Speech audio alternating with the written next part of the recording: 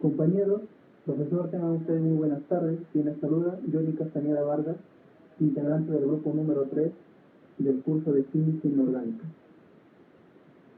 Nuestro caso de estudio es la muerte de peces en el centro poblado de Huacarí. Para ello, pasaremos al estudio del mismo. Un día los estudiantes del grupo número 3 de Química Inorgánica decidieron pasar una tarde de campo en Huacarí. Y como uno de ellos tenía su casa muy cerca a las corrientes del agua del río, decidieron hacer una pequeña poza y llenarla con agua del río.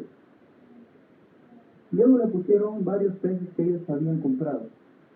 Muy emocionados vieron cómo los peces se movían rápidamente. Después de varias horas notaron que los peces ya no se desplazaban con la misma rapidez. Por más que ellos trataban de moverlos con unas ramas de sauces, no se movían los peces. Lo más sorprendente es que al atardecer los peces ya estaban muertos y presentaron una coloración azul. Para descifrar este caso, vamos a tratar de responder las preguntas que se nos han planteado en el cuestionario. ¿Qué nos dice la primera pregunta? Nos dice, ¿qué información consideras que debe poseer inicialmente? Bueno, cabe recalcar que en el centro poblado de Huacarí lo que más abunda es la agricultura, ¿no? La agricultura y lo que es la producción de leche. Retomando a la pregunta, la información que debemos poseer es los tipos de fertilizantes que han utilizado estos agricultores en sus tierras. ¿Por qué? Porque los fertilizantes contienen nitrógeno, fósforo, potasio, calcio, magnesio, zinc, entre otros. Mediante un estudio que hemos realizado, indagando por las diferentes páginas de internet confiables, cabe recalcar, hemos descubierto que los fertilizantes más utilizados en el Perú contienen fósforo, potasio y nitrógeno en su mayor cantidad. Ahora, también necesitamos un informe el cual nos diga cuál es la calidad de agua de este río y quizás la cantidad de microorganismos presentes en él. Por otro lado, también necesitamos el pH del agua de este río. ¿Por qué? Porque el pH del agua es muy importante para la conservación de los peces, porque si es muy elevada o muy baja, puede generar enfermedades en los peces. Quiero aportar con una anotación de que los peces, el pH permisible, se podría decir, para que los peces puedan vivir y puedan estar sanos, es entre 6.8 y 7.2 de pH. Si se sobrepasa o disminuye en estos límites, los peces podrían sufrir una enfermedad de acidosis o alcalosis.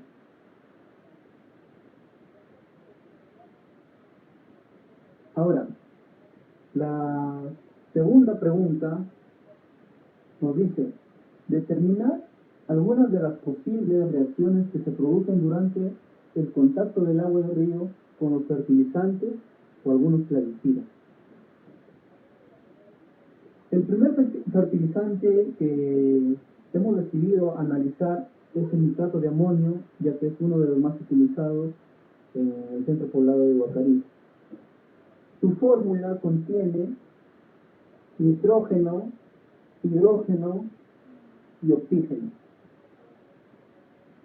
Bueno, cuando mezclamos el nitrato de amonio con agua, nos podemos dar cuenta que este es soluble en agua. ¿Por qué? ¿Por qué es soluble?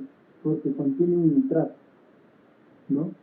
Ahora, cuando mezclamos con agua, automáticamente sus iones se dividen. Se se divide en el ion amonio y en el ion nitrato, ¿no?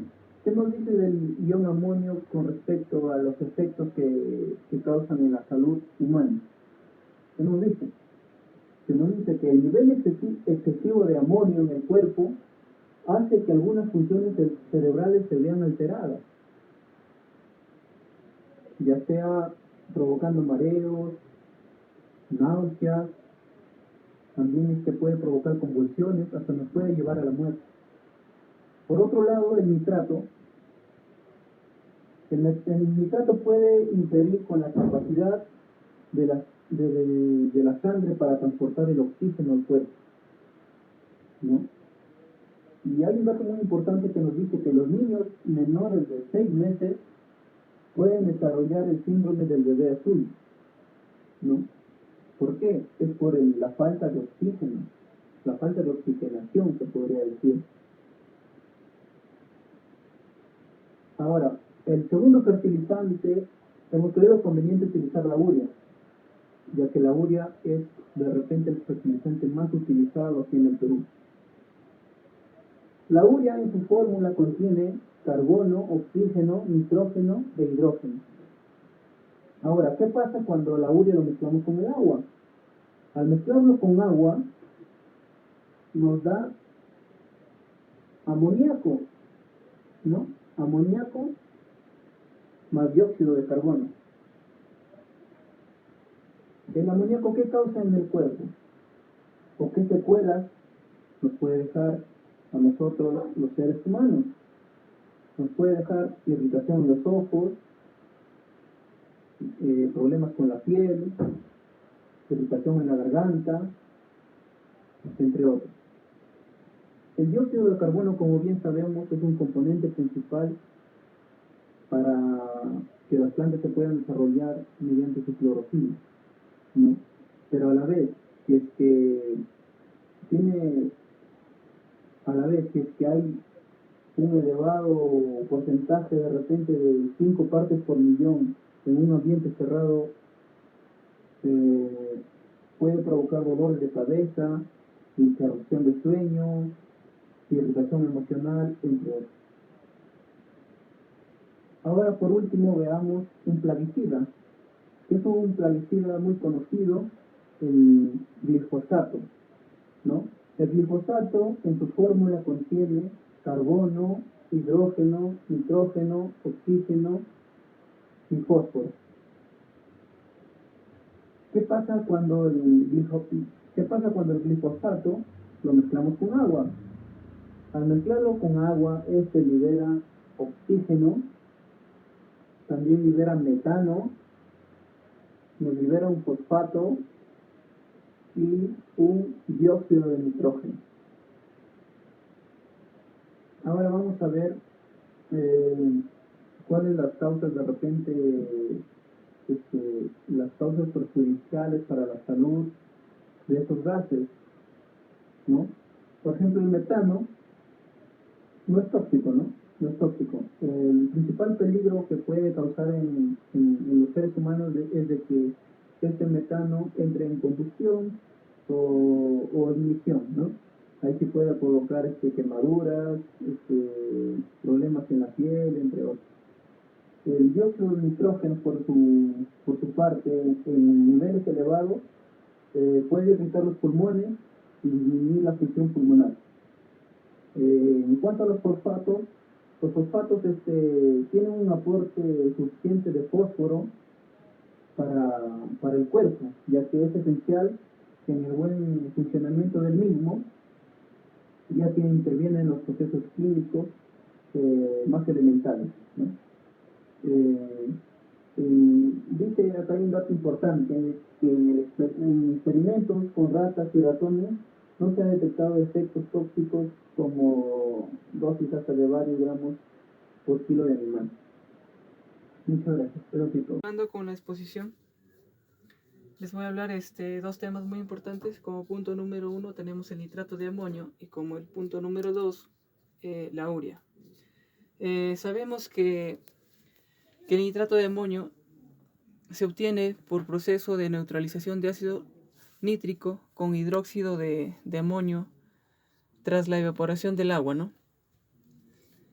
Ya, y en la urea, el proceso consiste en dos reacciones de equilibrios principales con conversión incompleta de los reactivos. La primera es la formación de carbamato, la reacción exotérmica rápida del amoníaco líquido con dióxido de carbono gaseoso a altas temperaturas y presión para formar el carbamato de amonio.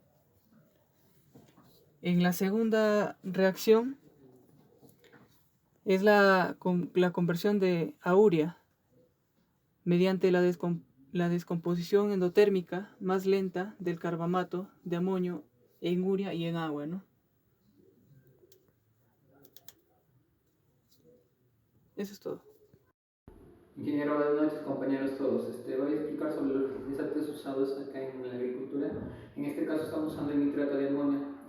Bueno, el nitrato de amonio al combinarse con el agua podemos ver que se separa, los dos rectángulos se separan en el amonio mismo y en el nitrato, que es un nutriente para la naturaleza. Pero el amonio en grandes cantidades puede hacer que se generen sustancias ácidas. Mezclado con el agua va a generar un pH ácido.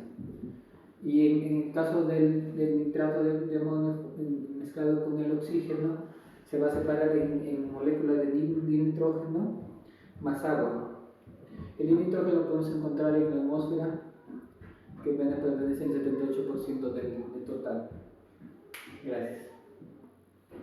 Seguido con la explicación, bueno, la urea es otro fertilizante y sabemos que al combinarse con el agua nos va a separar en dos productos. Bueno, un producto que es el amoníaco, pero son dos moléculas de amoníaco, que es el NH3, más el dióxido de carbono.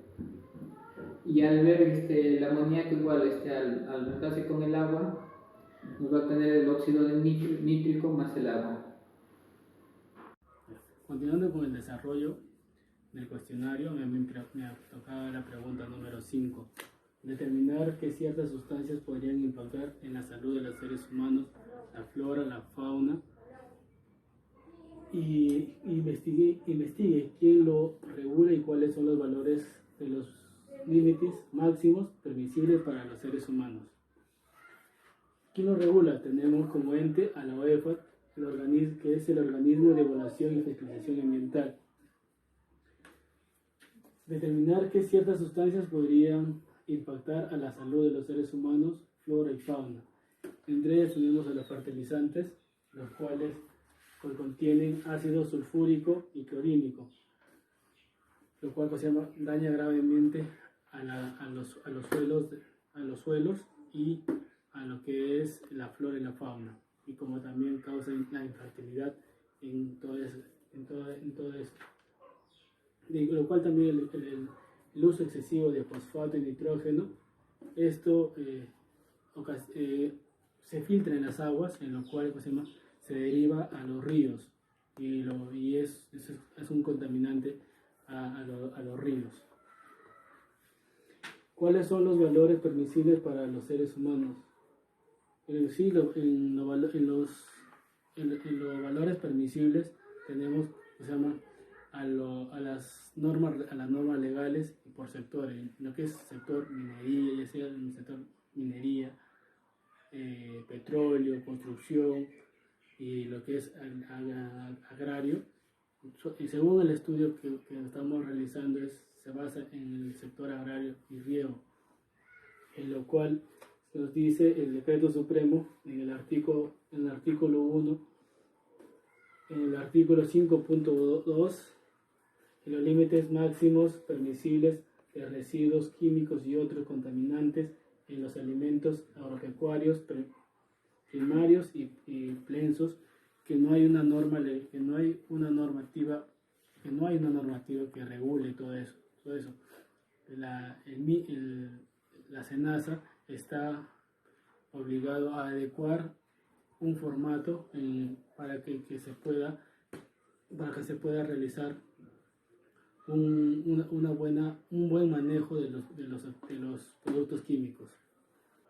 Para concluir, se llegó a determinar que, según el análisis del río Mashcón, el problema, la muerte de los peces se determinó por el por la falta de oxígeno, en lo cual el nitrógeno y el fosfato hace aumentar la vida, la flora en el agua, y lo cual el consumo de oxígeno ya es escaso para la vivencia de los peces. Las recomendaciones que brindamos es que los agricultores o todo lo que es el ámbito agrícola, que utilicen un fertilizante o los fertilizantes naturales, en lo cual como pues pueden tener el guano de gallina, el guano de isla, el humus. Estos abonos o fertilizantes naturales son alternos, en el cual que es muy distinto, que no perjudica, sino da mucho más proteínas a los suelos.